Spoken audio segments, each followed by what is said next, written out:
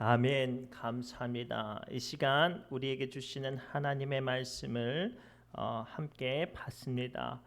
우리에게 주시는 하나님의 말씀은 신약 성경 로마서 8장 1절에서 2절까지의 말씀입니다.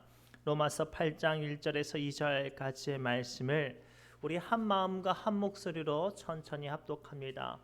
로마서 8장 1절에서 2절까지의 말씀입니다. 우리 다 찾으신 줄 알고 한 마음과 한 목소리로 함께 읽습니다. 시작. 그러므로 이제 그리스도 예수 안에 있는 자에게는 결코 정죄함이 없나니 이는 그리스도 예수 안에 있는 생명의 성령의 법이 죄와 사망의 법에서 너를 해방하였습니다. 아멘. 이 시간 성가대 하나님께 영광의 찬양 올려드립니다.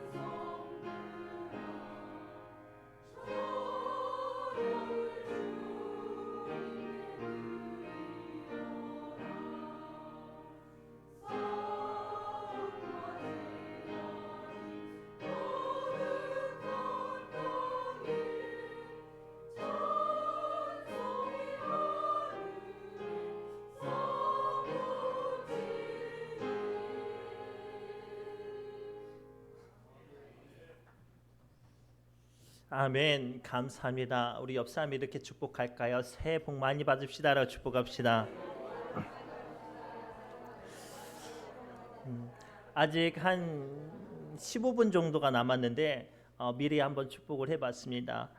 새해가 되면 신년이 되면 만약에 그 국가나 정책적으로 새로운 법들이 만들어지고 이 법이 공령이 되어집니다. 이 새로운 법이 선포가 되어지면 이 전의 법과 새로운 법이 교체가 되어지면 이 전의 법대로 살다가는 새로운 법에 적응하지 못하거나 혹은 새로운 법에 그 처벌을 받을 수도 있어요. 반면에 과거의 법 때문에 세금이나 혹은 노역이나 불이익에 손해봤던 사람들이 새로운 법이 선포가 되어지면 해방을 되어지고 또 자유를 얻기도 하죠. 오늘 말씀을 통해서 주님은 우리가 예수 그리스도 안에 생명의 법이 선언되었다고 말씀하세요. 즉 이전까지만 해도 힘들고 어려웠던 법이 예수 그리스도 안에 새로운 법으로 우리에게 임했다고 선언합니다. 더 나아가 2023년도 여러분들의 발목을 잡는 아픈 기억과 세상적인 어떤 흔적들이 예수 그리스도의 이름으로 깨끗하게 회복되어지고 은혜로 열려지기를 주님의 이름으로 축복합니다. 그러면 중요한 게 있어요. 이 새로운 법을 우리가 받아들이고 그 법 가운데 축복을 열기 위해서 필요한 게 있는데요. 첫째가 뭐냐면 이렇게 말씀하세요. 우리 로마서 8장 1절과 2절 말씀 함께 읽겠습니다. 시작. 그러므로 이제 그리스도 예수 안에 있는 자에게는 결코 정죄함이 없나니 이는 그리스도 예수 안에 있는 생명의 성령의 법이 죄와 사망의 법에서 너를 해방하였습니다. 아멘. 오늘 말씀을 통해서 주님은 우리에게 생명의 성령의 법이 우리에게 해방을 했대요. 그런데 중요한 건 그 법을 받아들이기 위해선 필요한 게 뭐냐면 성숙해지는 신앙인이 되어야 해요.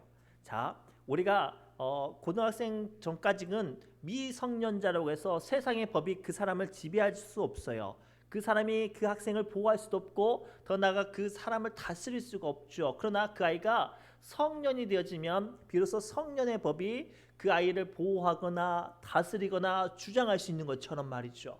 우리가 예수 그리스도 안에 있고 또 그분의 은혜와 보호하심과 소망 가운데 있기를 원한다면 중요한 거예요. 우리의 믿음이 성숙해져야 해요. 그래야 우리가 세상 가운데 하나님의 은혜가 우리를 주장하고 다스리고 복되게 하실 줄 믿습니다. 오늘 우리는 2024년도를 소망하며 나를 주장하는 법이 어디 법인지를 깨달아야 해요. 아직도 나를 주장하는 법이 세상의 법이라면 그 세상의 법은 나를 결코 축복과 생명과 약속으로 위로할 수 없습니다. 오직 하나님의 성령의 법을 붙잡는 사람이 오늘 주신 말씀을 통하여 죄와 사망의 법에서 해방되어지고 새 소망과 은혜가 열려지는 약속이 임하는 줄 믿습니다. 실제로 남유다가 멸망할 때 하나님께서 에레미야 선지자를 통해서 이스라엘 백성들에게 살 길을 말씀하셨어요. 바벨론이 쳐들어오면 돌 위에 돌 하나 남지 않고 이 도시가 이 나라가 다 멸망할 건데 그때 부디 제발 미리 항복해라. 그러면 내가 너희의 생명과 너희의 그 몸을 보존하고 너희로 말미암아 하나님의 어떤 약속을 주시겠다고 말씀하셨거든요. 그런데 안타까운 건 그 말씀을 들었어도 불구하고 이스라엘 백성들이 끝까지 저항해요.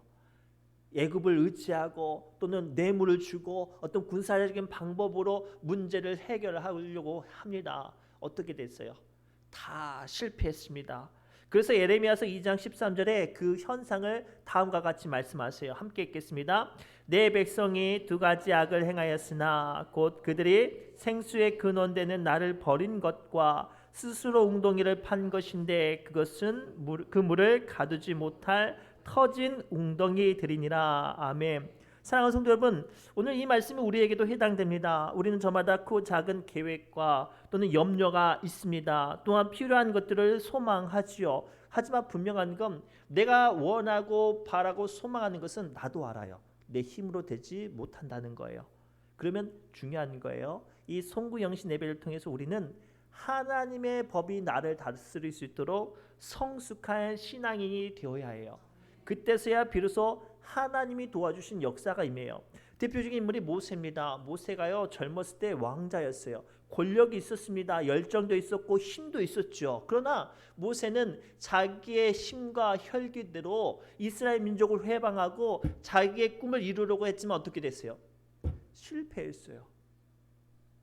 그런데 나이 80세가 넘어서 이빨도 빠지고 힘도 없고 또 기력도 없는데요. 하나님께서 그와 함께 하시고 또 하나님이 주장하시는 그 걸음을 걸어갔더니 어떻게 됐어요? 나이 80세 먹은 모세가 큰 대제국 애굽을 흔들며 이스라엘 백성들을 피 한 방울 흘리지 않고 한번 칼질 한번 해보지 않고 자유를 쟁취하고 약속의 땅 가나안 땅으로 나아가는 믿음의 길을 내딛는 은혜의 민족의 지도자가 되었어요.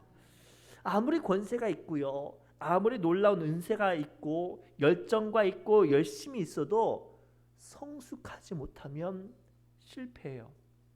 저는 내년 한 해 동안 이 기도를 하려고 해요. 우리 신우중앙교회 성도님들은 이제 눈에 보이는 외형적인 것들은 참 열심도 있고 열정도 있고 꽤 잘하세요. 탁월하시고 어떠한 교회와 비교해도 탁월한 어떤 은사와 능력과 어떤 달란트가 있어요. 그런데 안타깝게도 우리 안에 있는 내적인 영성, 성숙함은 아직 많이 자라야 할 것 같아요. 우리가 성숙해져야, 믿음 안에 좀 더 성숙해져야 2023년도에 하나님께서 보여주신 생명의 법이 우리 삶 가운데 은혜 가운데 임하게 하실 줄 믿습니다. 둘째로 예수 안에 있는 자들은 새 소망으로 올해 모든 것들을 하나님께 맡기는 사람이 되어야 해요. 자, 법은 그 사람을 다스리는 거예요. 반대로 법을 거스리면 어떻게 돼요? 그 법에 따라 처벌을 받죠. 오늘 말씀을 통해 분명히 하나님은 선언하십니다. 우리가 생명의 성령의 법을 따르는 사람들이 되었다고. 그러면 어떻게 해야 돼요? 우리의 모든 인생의 걸음걸음을 주님께 맡기는 사람들이 되어야 해요. 법은 거스리는 것이 아니라 따르고 순종할 때 보호함을 받고 혜택을 누립니다. 그런데 안타깝게도 상당수의 많은 사람들이 아직도 자기의 경험과 자기의 생각을 의지하려고 하죠. 그러한 삶은 결코 위로와 쉼을 얻지 못합니다. 마태복음 11장 28절에 주님은 다음과 같이 말씀하세요. 함께 읽겠습니다. 수고하고 무거운 짐진 자들아 다 내게로 오라. 내가 너희를 쉬게 하리라. 2024년도에 여전히 풀리지 않는 숙제와 문제가 있다면 그것은 여러분들이 감당해야 될 것이 아니라 하나님께 맡길 거예요. 더 나아가 주님께 맡기면 어떠한 은혜가 임하냐면 시편 55편 22절 말씀 통해서 우리에게 약속하세요. 함께 읽겠습니다. 시작.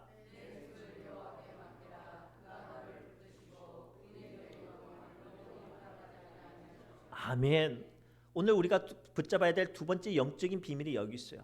2024년도에는 여러분들의 걱정과 염려를 좀 주님께 맡기세요. 그래야 우리의 마음을 붙드시고 우리의 삶을 붙드시는 하나님이 우리를 요동함을 허락하지 않으시고 우리를 견고하게 지키시는 줄 믿습니다.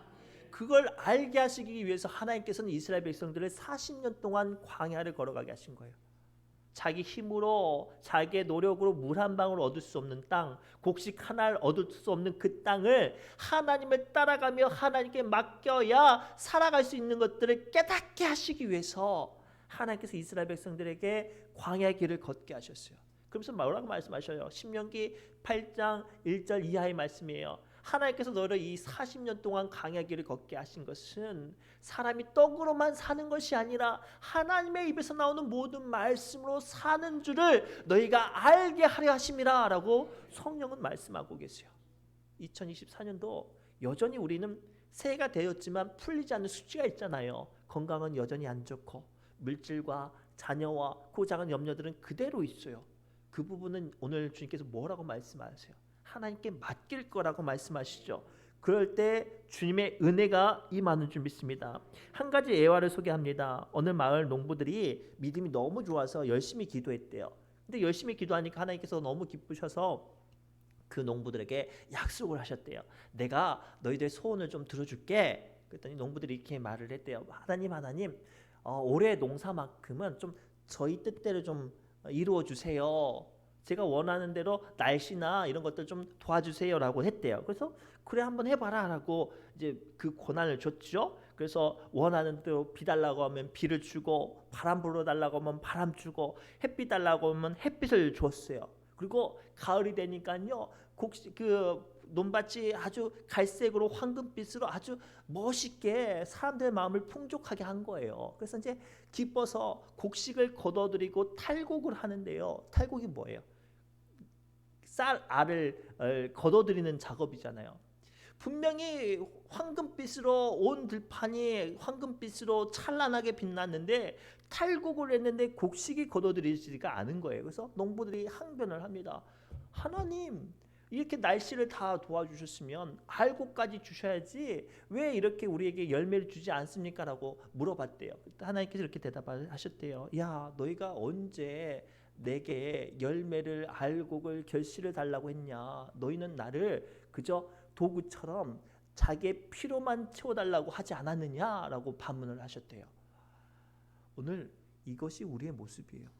우리는 어느 순간부터 하나님께 내 삶 가운데 열매를 달라고 기도하지 않고 당장 그 순간만큼 내 약함과 피로함과 만족과 욕심을 위해서 기도했어요.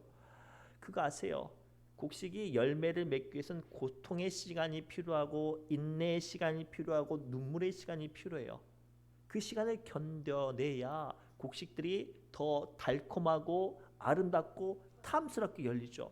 우리 홍수가 많이 지어지면 어때요? 과일들은 금방 크는데요. 그 과일들 따 먹어보세요. 맛이 하나도 없어요.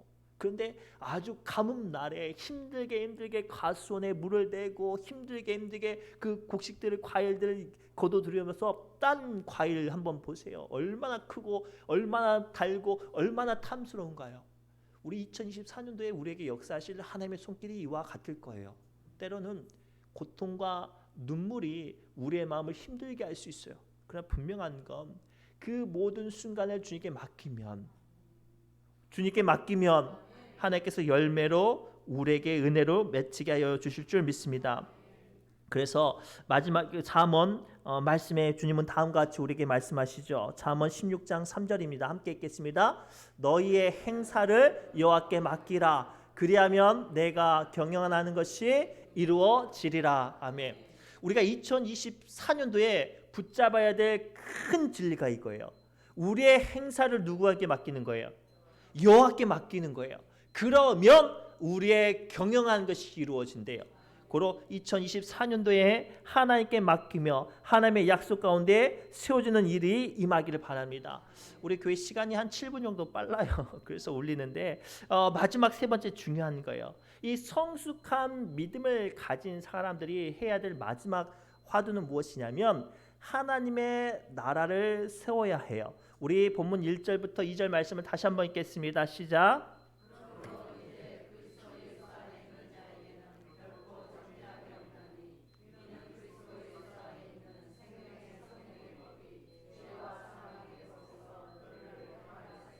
아멘. 오늘 말씀을 통해서 주님은 우리가 예수 안에 있는 자가 되어서 생명의 성령의 법으로 사는 사람들이 되었다고 말을 하죠. 중요한 거예요. 법이 시작되면 어떤 일이 벌어지냐면 나라가 세워져요. 우리나라가 일제 식민지 통치를 벗어나서 해방이 되었을 때 제일 먼저 뭐를 세웠어요? 법을 세웠어요. 그런데 안타깝게도 북쪽은 공산주의 법을 세웠고 남쪽은 자유민주주의 법을 세웠죠. 그리고 그것들로 인해서 치열하게 다투고 다른 삶을 살았습니다. 그런데 우리가 약 이제 100여 년이 지났는데 지금은 우리가 어떤 법을 따르고 있어요? 자유민주주의 법을 따라서 우리의 삶이 풍족하고 자유롭고 우리의 삶이 윤택하잖아요. 반대로 공산주의 법을 따르고 그 법을 따라 나라를 만든 북한은 어때요? 가난하고 배고프고 불법과 악행이 판치는 나라로 전락해 버렸어요. 중요한 거예요. 2024년도 하나님의 법으로 서기 원한다면 하나님의 나라를 세우세요. 언제까지 세상의 법으로 살아가는 세상의 나라의 사람들이 되시겠습니까? 하나님의 나라로 살아갈 때 하나님의 법들로 살아갈 때 하나님의 나라가 세워지고 그로 말미암아 놀라운 능력이 임하는 줄 믿습니다. 실제로요. 하나님께서 출애굽한 이스라엘 백성들에게 애굽을 이길 능력과 홍해 바다를 가르시고 만나와 메추라기와 반석의 샘물을 주신 이유가 무엇입니까? 그들이 가나안 땅에 들어가서 하나님의 나라를 세우려고 하셨기 때문에 그들에게 권세를 주셨어요. 바벨론 동안 70년의 포로 생활했던 이스라엘 백성들이 하나님의 약속에 힘입어서 예루살렘에 돌아옵니다. 생각해 보세요. 70년 동안 포로 생활을 하는데 돈을 모으면 얼마나 모았겠어요. 출세했으면 얼마나 출세했겠냔 말이죠. 그런데 놀라운 일이 벌어져요. 이스라엘 백성들이 70년 동안 바벨론에서 포로 생활하고 약속의 땅 하나님의 어떤 말씀을 의지하여서 예루살렘에 돌아오는데요. 70년 동안 노예살이 포로살이 하던 그들이 아무런 수고도 아무런 노력도 하지 않았지만 그 시대의 가장 강력한 황제가 어떤 일을 벌여주냐면 가서 성전 지으라고 돈도 주고 재물도 주고 건축자재도 줘요. 성전 지었더니 이제는 성벽을 지어야 되네요. 성벽을 지으려고 했더니 주변 이민족들이 막 공격해오고 막 무서우니까 걱정하고 있는 거예요. 그랬더니 하나님께서 또 느헤미야를 통해서 성벽을 지을 재물도 주고 권력도 주고 군사력도 주고 힘도 주시지 않았습니까? 그 이유가 뭐예요? 예루살렘 도시를 건설하고 나라를 세우라는 거예요. 오늘 우리에게 주시는 영적인 세 번째 비밀이 이거예요. 하나님의 법을 따라 살고 하나님의 나라를 세우려고 하는 사람들에게는 누가 도와주세요? 하나님께서 도와주실 줄 믿습니다. 2024년도 여러분들이 하나님의 법을 따라 하나님의 나라를 세우려고 하신다면 분명히 하나님께서 힘 주실 줄 믿습니다. 능력 주실 줄 믿습니다. 은혜 주실 줄 믿습니다. 오늘 주신 말씀을 붙잡고 우리 2024년도를 소망으로 나가시기를 주님의 이름으로 축복합니다. 기도합니다. 뒤에 불 꺼주셔요. 하나님, 이 시간 우리 베풀어 주셨던 은혜를 감사하고 오늘 선포한 말씀을 통해 2024년도를 소망합니다. 무엇보다 주여, 우리가 이제는 세상의 법에 종속된 사람들이 아니라 하늘의 영광의 생명의 성령의 법에 따른 사람이 되었사오니 주여, 우리가 성숙한 믿음의 사람들 되어지게 해 주옵소서.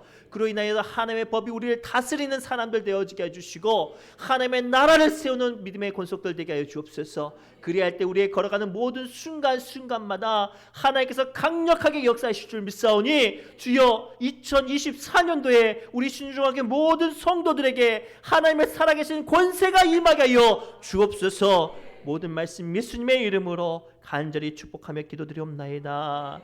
아멘. 영상